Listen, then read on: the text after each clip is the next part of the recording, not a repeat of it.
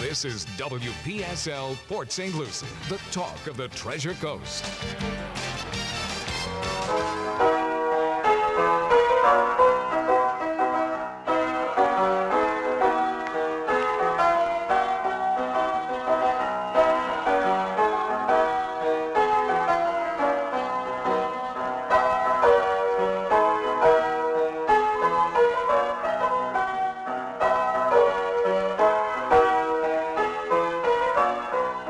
At WPSL 1590, the talk of the Treasure Coast.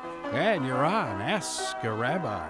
And this is Rabbi Shafir Loeb of Congregation Eitz Chaim, your Jewish home on the Treasure Coast. And there we go. Now it finally decided to come up. Thank you. Happy Hanukkah. Happy Hanukkah. Yeah, Chappy Chanukah. Chanukah. Yeah. What is the proper spelling? What a perfect day to ask that question. Oh, look at your shirt. Oh, my gosh. Right. So before move away. Right, and so it's, all the crossouts. Yeah, all the different crossouts. And that's not unexpected because Hanukkah is properly spelled Chet Nun Kaf Hey, because it's in Hebrew. Oh, gotcha. Okay. All right, and the reason for why is it CH, why is it H, is because in English we really don't have a Ch sound. That's true. Right? We don't say Lachlomen. Right.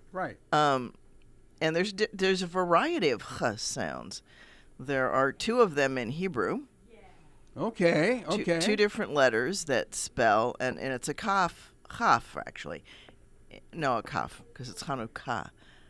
So Chet, which is one of the Ch sounds, and then, So it's Hanukkah is the proper? Hanukkah. Oh, wow. Okay. And then, of course, the other thing that influences the spelling is whether you put the accent on the first syllable or on the last syllable. Hebrew tends to accent the last syllable of a word. Syllable. And that's what I say to students. So, yeah. There you go. Yeah. Wow. Okay. Yeah, so that's why. Yeah. I couldn't resist this T-shirt for that very reason. Oh yeah, that's hysterical. I had that once. I was talking not too long ago with somebody about an interfaith conference that I was a part of at Lakeside, Ohio, which in what seems like a prior life. But it was Children of Abraham Journey Together. Really kind of cool. Interesting. And I was talking in one of the classes that I led for that workshop. We did it a number of years in a row at Lakeside, Ohio, and a shout out to Amy Shaw for her part in coordinating it and actually pulling me into it. And that's part of how we met. It's one of the places we got to know each other. Wow. And I was explaining about Midrash, which is legends and stories and stuff like that. From drash to explain, to search out, so to search out the meaning. And somebody asked me how to spell it in the group, and I answered with the Hebrew, because that is the proper way to spell it. It's a Hebrew word that's transliterated, not translated, but transliterated into... All right, back up the difference. Okay, translation tells you what the word means. Transliteration is the sounding out of that word in a different language. Oh, okay. Huh. Okay, so, for example, when we use Beijing, that's an attempt at sounding out what the Chinese sounds like, because it's not properly written in English, it's properly written in Chinese. Okay, yeah. All right, and so Hanukkah is the name of the holiday. It means dedication. So it's the dedication of the temple that the Maccabees did, the Hasmoneans did when they kicked out the Assyrians and the Greeks. We usually say Assyrians so as not to bring offense to Greeks. But, we can really thank Alexander the Great, who died, by the way, at the age of 32. So it was not a long time that he took to conquer the then known world. Sounds like he had a full life, though. He had a very busy life. He was Yeah. busy, killing people for the most part. Yes. Instilling Greek law and obliterating local culture. Because he really did. He it's kind of like the Borg. Right? Resistance is futile.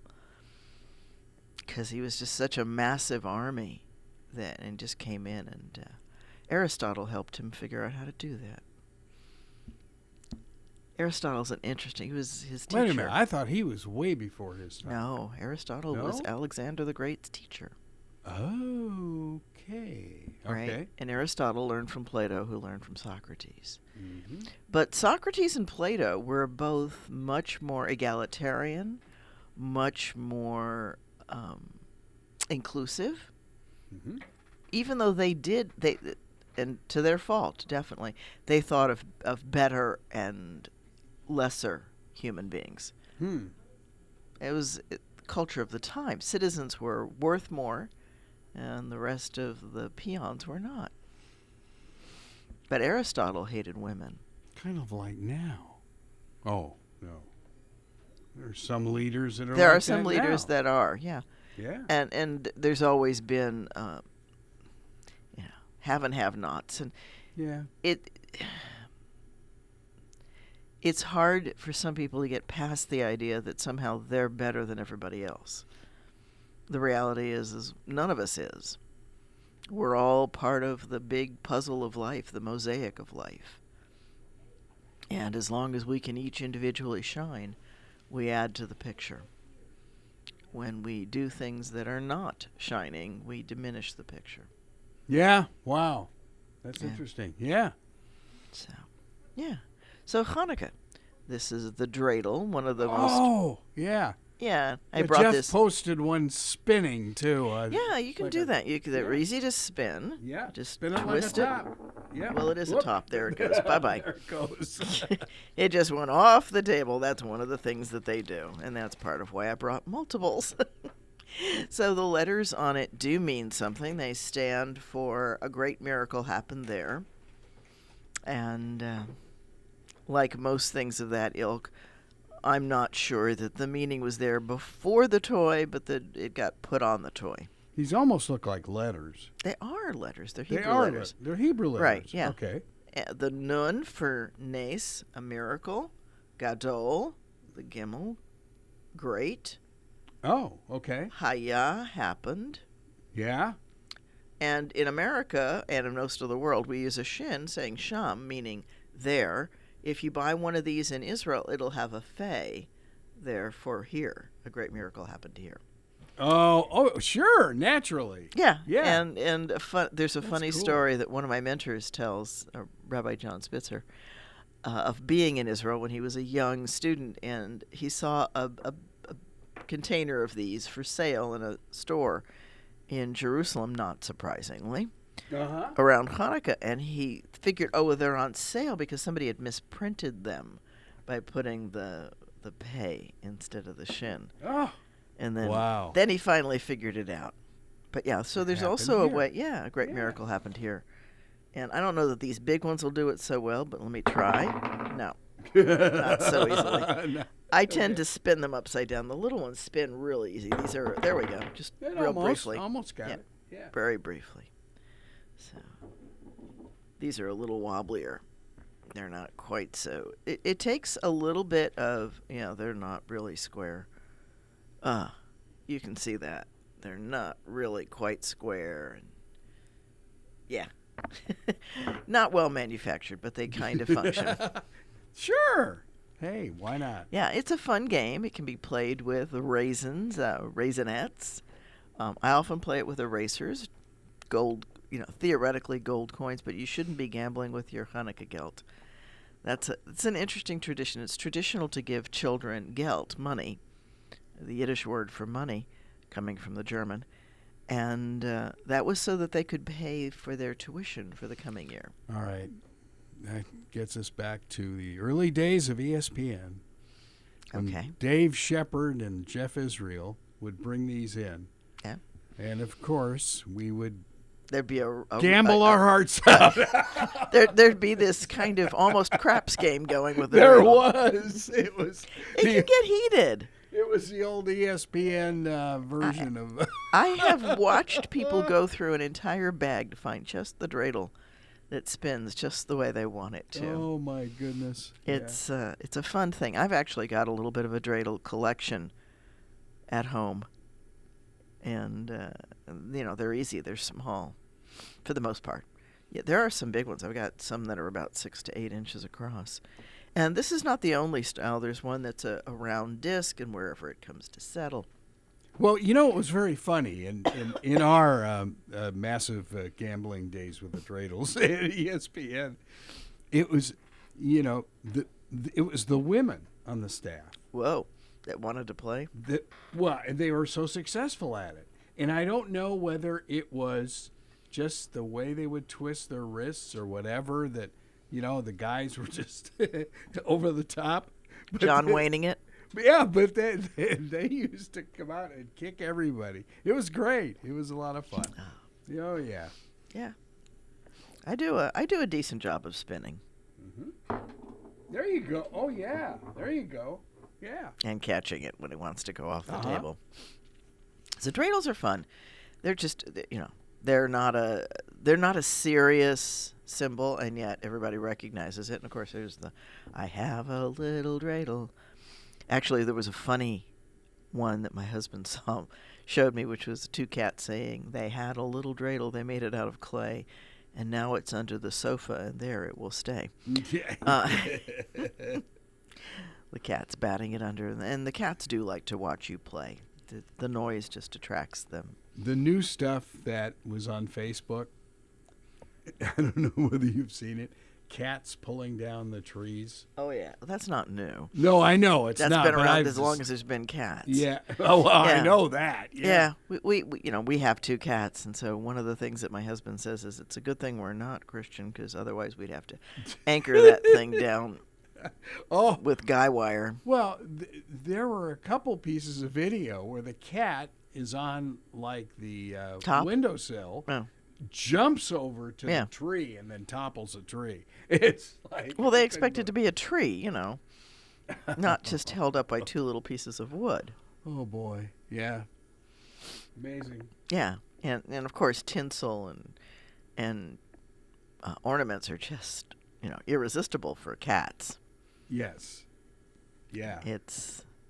There's a funny story in my past, back when we used to sell the jewelry, and I was sitting in my kitchen peacefully just measuring out gold chain, because gold chain is priced by the weight. And so I would take a chain, weigh it, make out the tag, and hang it on this little rack that I had. Uh-oh. Yeah. I know where this I is going. I got somewhere between 2/3 and 3/4 of it done, and all of a sudden there's this flying cat coming over my shoulder. Oh, no. Oh, no. Oh, yeah. Gold chain everywhere. It was so much fun. And screaming at the cat. Yes. I think I do more than that. Yeah, It would be the last day of the cat in the house. No, well, the only thing that changed was that when I had to do pricing on gold chain in the house, that the cat got locked in the bedroom. Yes, okay. Well, it didn't Find take the cat, you long. lock the cat up. It didn't take you long. No, we learned. Oh, my gosh. I learned. That's so funny. Oh, yeah. Wow. It was probably 30 or 40 gold chains. Oh, no. That were just scattered. No. Oh. But, Oh, my. they weren't damaged. They were just scattered. Sure. Oh, wow. Wow. Yeah. It's fun. But cats do have a certain a tendency to want to topple. Well, not to Yes. topple. They want to climb, actually. Okay. So there's 2 kinds of cats in general. There's what we call ground cats and tree cats. The ground cats don't tend to jump high. They may jump onto a table or a chair, but they're not the ones that are going to go way high in your house. The tree cats will go up the cat tree. They'll go up on top of the curtain if they can. They'll walk on the... We've got a little ledge on one of the tops of one of the windows, and he likes to walk on there.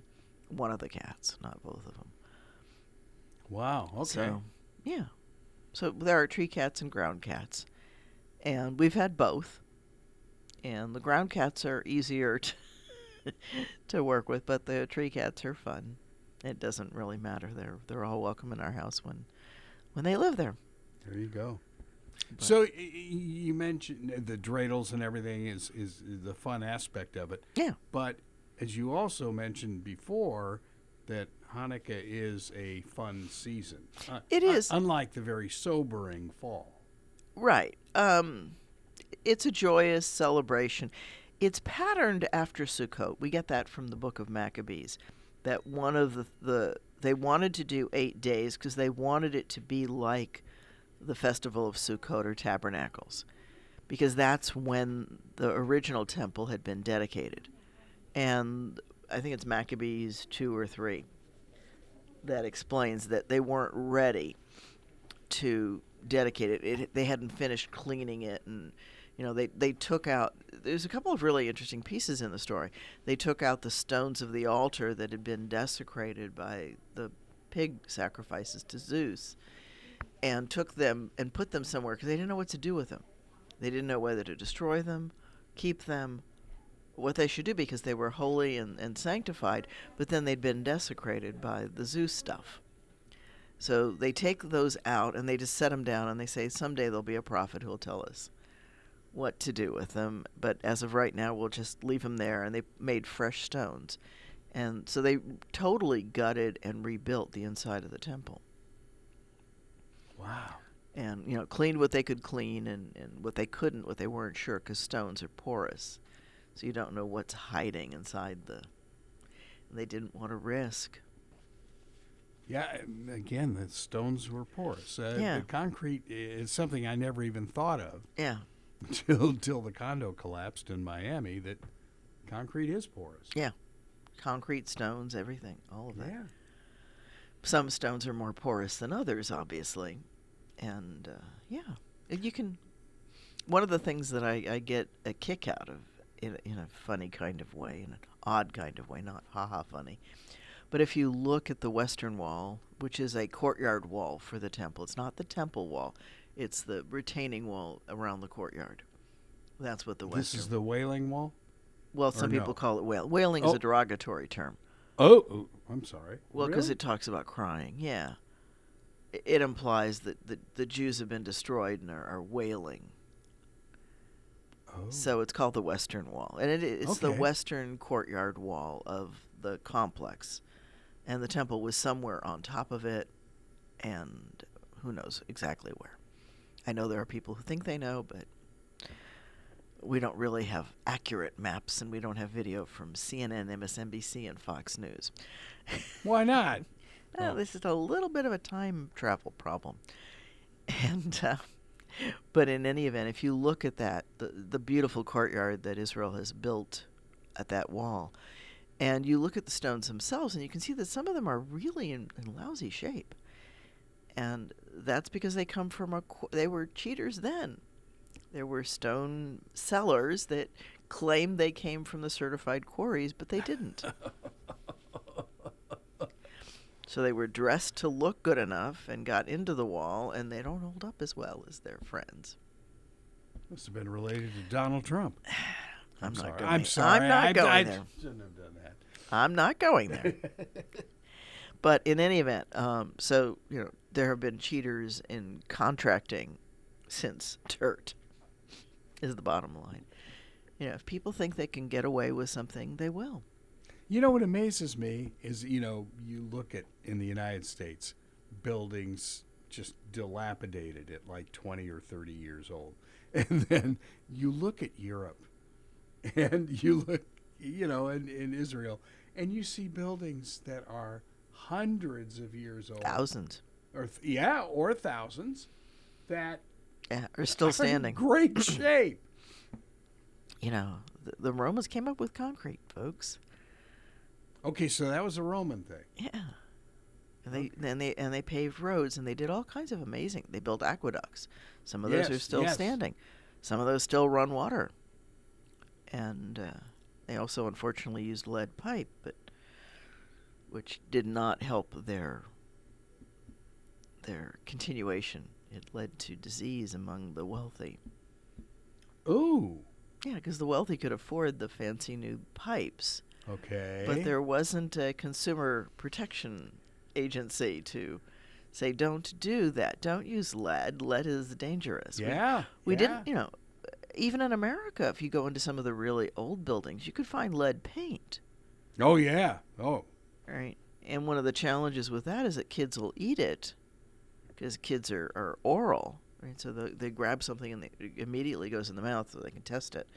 And lead paint is not edible. Some of the old buildings in L.A. Some of the old buildings, it yeah. was terrible. L.A., New York, Sure. all of the older, not Port St. Lucie because there was a tree here then. Yes. Yeah, if it's before 30 years ago, Yeah. there wasn't much here. That's so hard to explain to people how new Port St. Lucie is. There are not old buildings. Well, you figure we got here, it was 30 years ago this week, to take a look at Congratulations. at the city, yeah, and see if we were going to buy WPSL. And then there are 50,000 people here then. Yeah. 50,000, and we're at, 250 now, and it's going to almost triple. It's good. Oh, it's huge. I drive by in the tradition area, Mm-hmm. and the amount of building and the amount of infilling. When we moved into the neighborhood that we live in now, there was, I'd say, 1 out of 3 lots that were built on and developed. And it was a wonderful place to live because the animals were there and there was a ton of natural stuff there. But now when they come in, they plow everything under and they destroy the habitat for the animals and it's rough. I remember, I think we were here 3 years, and there was a huge brush fire in southwest Port St. Lucie, and I guess over 40 homes were damaged. It was unbelievable, but you think, but at the time, it hadn't been filled in yet. Yeah. And that's it. It was dry brush, and it just whipped through the neighborhoods there. Well, and that's not all that different a time from when Mount Lemmon burned. Mm-hmm. One of the things that Mount Lemmon taught the forestry division was that you need to let the little fires burn because they protect the forest. They had a zero tolerance, so they put fires out immediately. And what they discovered was that way the dry underbrush was there, and it made the forest unhealthy. The small fires get rid of that. Mm-hmm. I remember Jerry Brown. It was 1975 when we were talking about this, and he was saying that the folks in the assembly were blocking his plans to allow the Forest Service or State Forest Service to go in and do a little backfiring to eliminate some of the catastrophes that we've had just in the last few years. And the state still doesn't do it. No, the state still doesn't get it. I think Arizona did. Better. Yeah, well, yeah. But not perfectly, because True. We just had another. Now, it was not as devastating. There was another fire that went up the side of the mountain and took out pieces, but it wasn't the devastation that it was when the lemon was burning. Yeah. And I remember tire fires too, but that's a different story. That was up north. Oh, Goodyear? Oh, God. Oh. I don't know that They must burn forever. Tires will burn a good long time because there's a lot of oil in them. So yeah, they tire fires are almost impossible to put out. Wow. And I can remember when I was a traffic watch pilot once, there had been a tire, one of the tire dumps had caught fire, and you could see that black smoke for miles and miles. I'll bet. And miles. Yeah. I'll bet. And it's thick and black. And it's very thick and very black. Yeah. Wow. And you don't want to breathe it. That too. Yeah. So lots of things. Nature tries to handle itself. It tries to clean the environment. And fire's one of the ways that it cleans. That's one of the ways that they sanctify. It's one of the ways in Scripture when somebody has contracted a skin a contagious skin disease. And it's not just leprosy. There's a variety of contagious skin diseases. And some are not. And the Bible actually has a protocol for determining whether or not the skin affliction is contagious.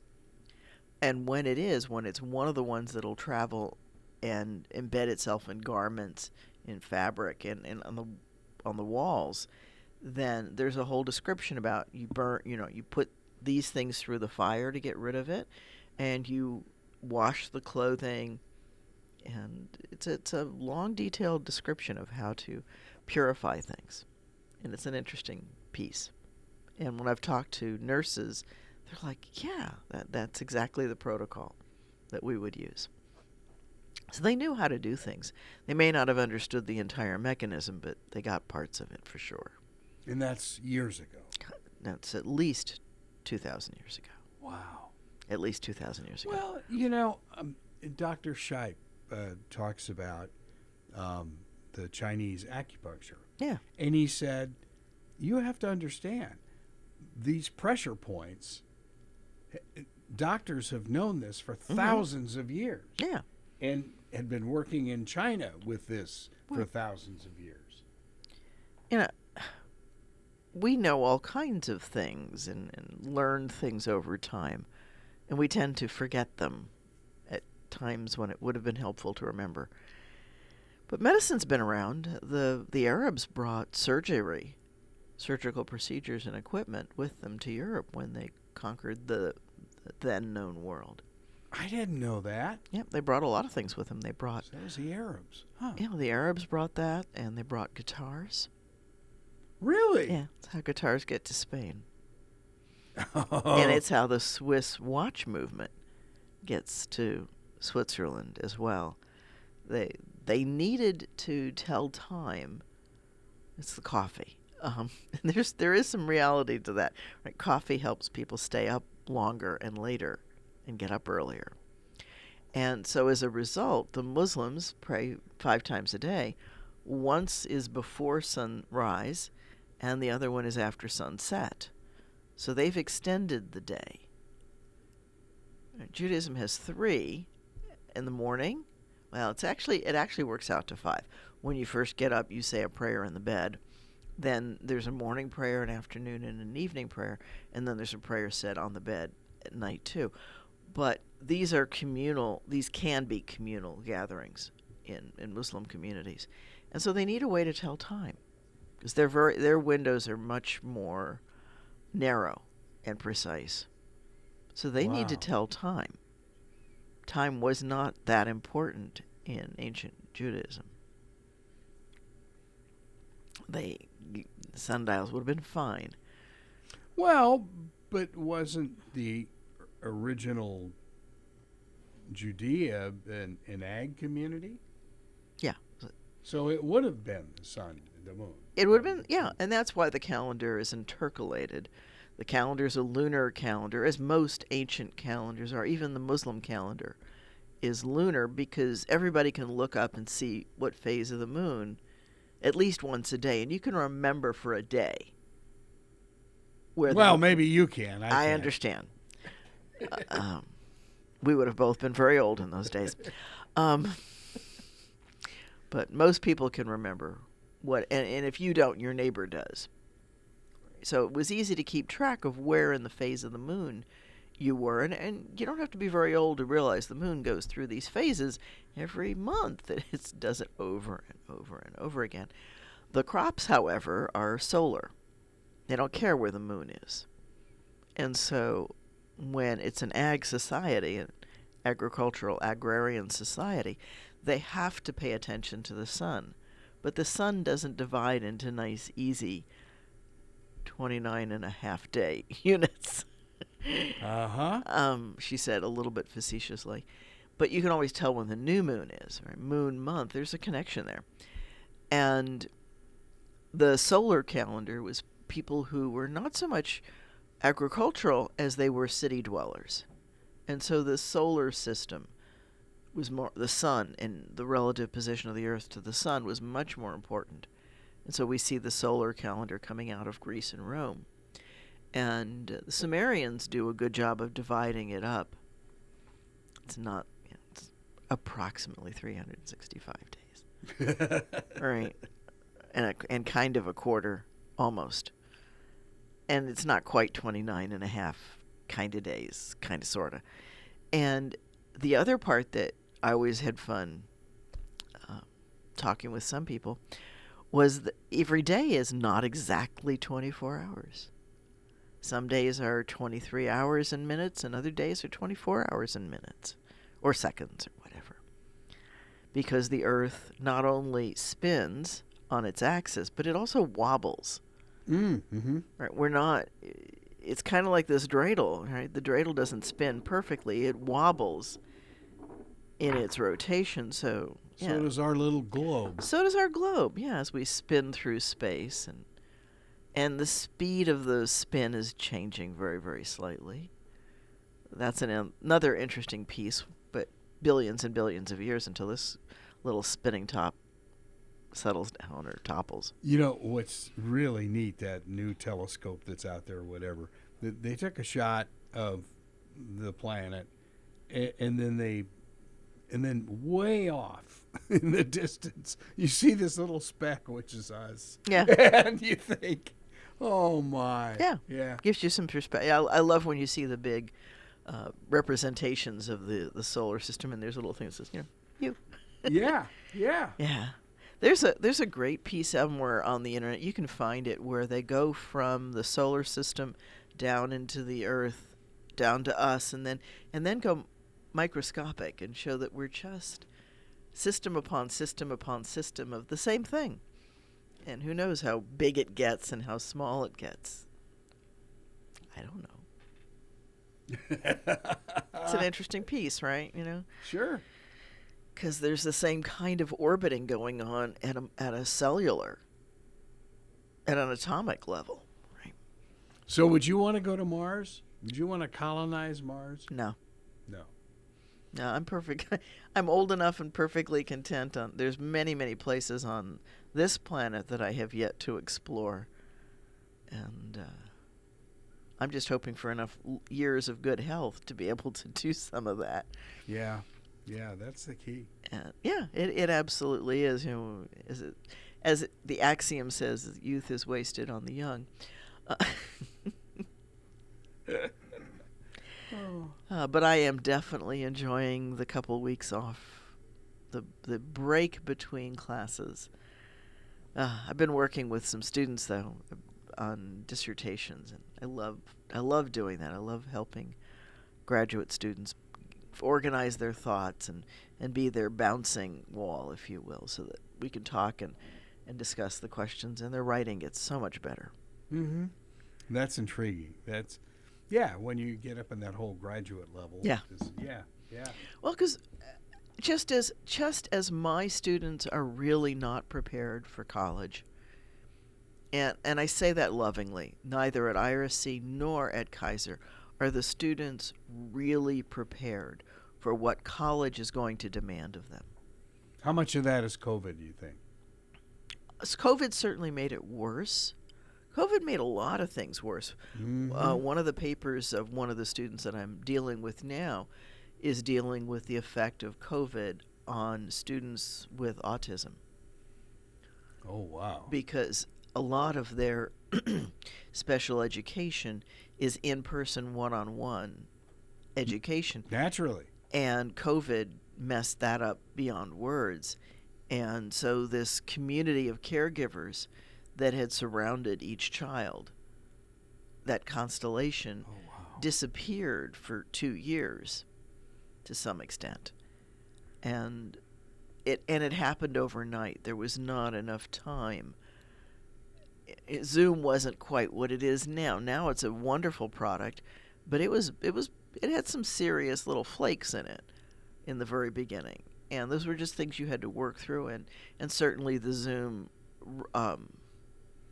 company has worked to make that an excellent product, and there's others like it, and FaceTime on the phone. I can remember doing that before, and as we've talked, my congregation has Zoomed or has streamed in one way or another since its inception. Mm-hmm. And We've always made that available to people. But even before that, my Tucson congregation participated in Blog Talk Radio. I'm not even sure that website's still out there. We used to have a talk show host, Ray Lucci, out of San Diego. And he was on a San Diego radio station. I think he started Blog Talk Radio? On Blog Talk Radio. Yeah. Yeah, it was out of Dallas or something like that. Yeah. Yeah, well, we did Blog Talk Radio for our Friday night and Saturday morning services, both in Tucson. And I know that we had listeners all over the world. There was a group from Turkey that used to listen in. That's cool. And, we could, there was limited texting back and forth or chatting back then. But we did some of it. So I've had that texted since. back then. Yeah. Really? They could do the message. They could do part of comments. that. Yeah, they could do comments. Yeah. Okay. Yeah, I get it. And the woman who was a shout out to Adria, the woman who was running the Blog Talk for us, she would type back things in the comments, and so there was this running commentary underneath the transmission itself. And I don't think they are still up there. I think they've since disappeared because of the space requirements. But we had archived those for a good long time. And when I first moved here, there was a group that wanted me to continue Blog Talk. So we did, and what I would do is I would call in and leave the phone up on the pulpit, and it would just capture what it captured. Wow. But yeah, the original. Well, things have changed. And I will say that I did that because that same John Spitzer that I talked about, one of my mentors, he had the Roberta broadcast system. They didn't broadcast every service, but they did at least one a month, where they had a conference call system. It was closed. You dialed into it, but you could hear the service being piped into that. And the reason for that, and the reason that I've always done it, is that there are always shut-ins. There are always people traveling. Mm-hmm. There are always people who can't physically be in the sanctuary, who want to be part of the service, who want to see what's going on. And I can remember one year when I was going to a conference out west, or maybe it was my graduation. It might have been my graduation, I'm not sure.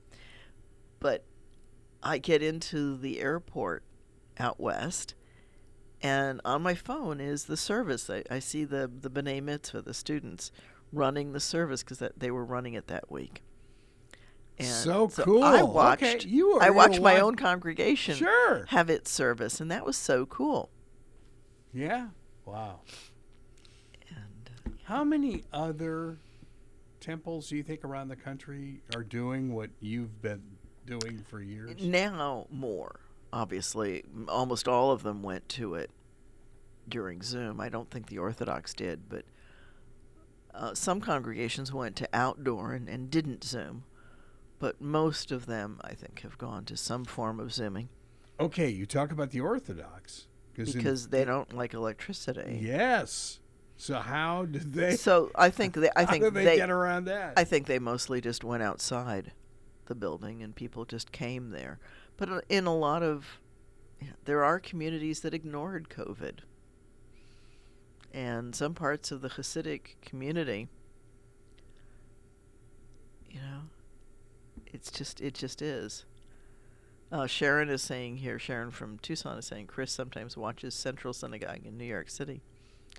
They've streamed for a long time, and they post on YouTube, so you can watch bits and pieces of their service. But they're not Orthodox. No. Yeah. Okay. No, they're a special New York brand. Okay.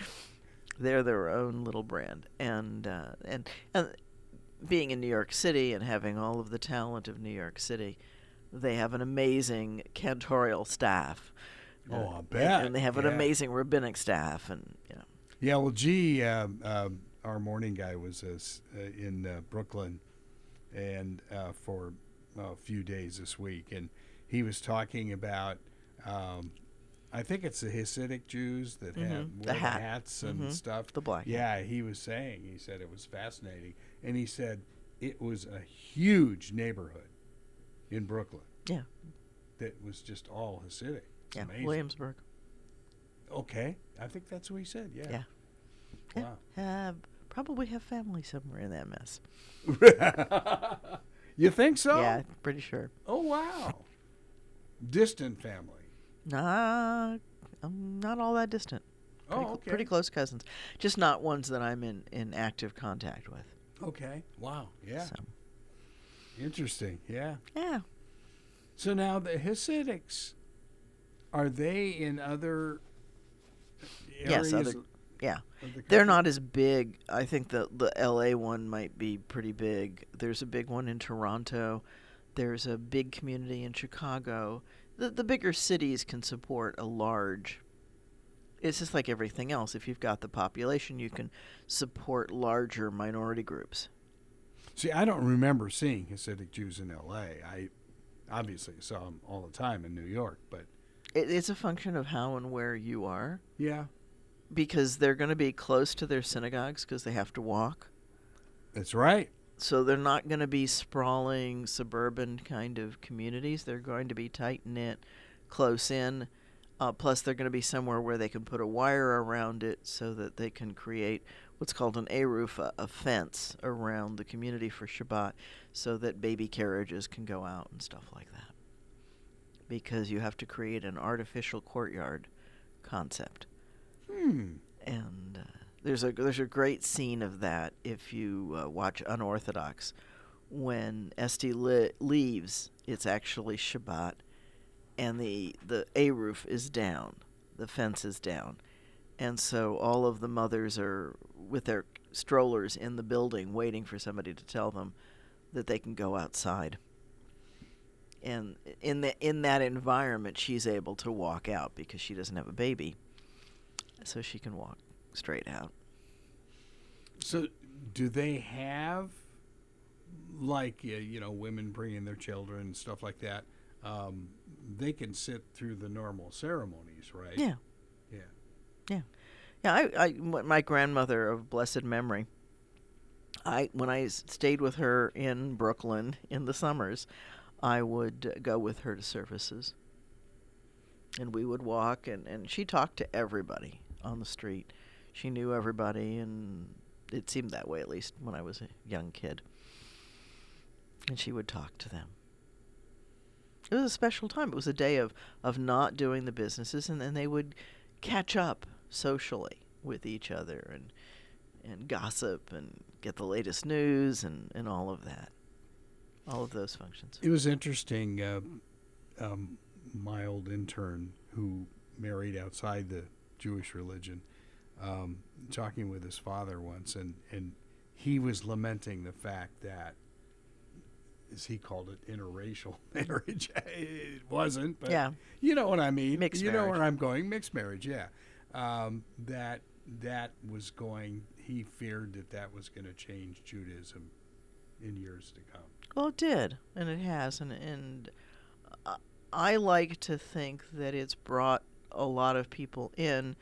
One of my colleagues says it's God's way of invigorating the gene pool, keeping it from getting too narrow. Uh-huh. And one of the things that I used to teach, and I haven't taught it in years, but at IRSC, Religion in America. And that specifically looks at religions as they come in waves of immigration into the U.S. And it also looks at the native religion and all of that. But one of the things that I tell people in that class is that America changes every religion that comes to its shores, and that religion changes America.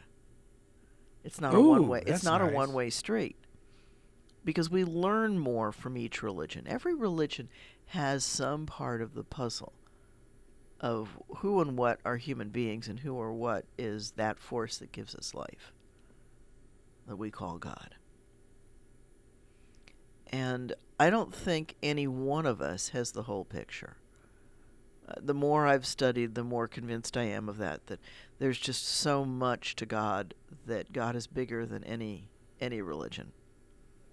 And everybody's got a glimpse, everybody's got a way of approaching that centrality of life. that we can learn. It doesn't mean, if I learn about Catholicism, it doesn't mean I'm Catholic. If I learn about Hinduism, it doesn't mean I'm a Hindu. But I can learn how and what they see and how they perceive the universe and how they perceive God. And it can help inform and explain some of the things because, hey, I'm sorry, Judaism, Christianity, none of those things grew up in a vacuum. I've talked about it before. That's that Silk Road. And, we use a Chinese ornamental fruit for Sukkot. Hello, folks. Yeah. Frankincense and myrrh come from Yemen. And they got into Israel. They don't grow natively in Israel. So there's clearly trade, not only, plants, Sure. of course, are going to be traded up and down because they're pretty, they're fun, they're attractive, and there are idiots like me who love to grow things. And that's not changed. It's the only thing that's different now is that we can transport things so much better, and we can build greenhouses so that in Pennsylvania they can grow desert rose. Sure, yeah. And Biosphere 2, a wonderful example of how you can make anything an environment for anything if you're willing to spend enough money and put enough time and energy. Someday into it. Carol and I are going to get there. I really want to see that place. It's an amazing place. It's a shout out, and that's a splinter group. They're into Gaia, so yeah, and that's part of what drove them to come up with this idea that that's aimed at eventual colonization, which brings us back around to the colonizing Mars. They were testing out the theory, can we create a self-sustaining micro-world? Because if we're going to colonize Mars, we've got to be able to do that. We've got to be able to keep under glass everything that the folks who live there need. Wow. Yeah. And it just is that important because the climate is not hospitable to we human beings. Right. And we wouldn't last. And not everybody can run around in a spacesuit and live in a tiny shell and be productive. I mean, how are you going to get food?